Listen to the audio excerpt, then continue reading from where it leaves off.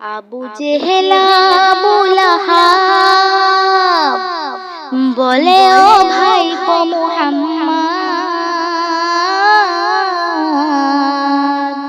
সাল্লাল্লাহু আলাইহি ওয়াসাল্লাম। আবু জেহেল আবু লাহাব বলে, ও ভাইপো মুহাম্মদ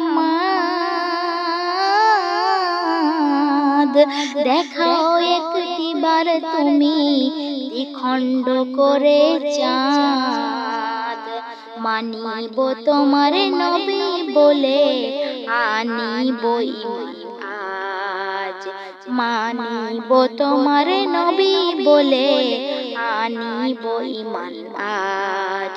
তখন নবী মুস্তাফা, তখন নবী মুস্তাফা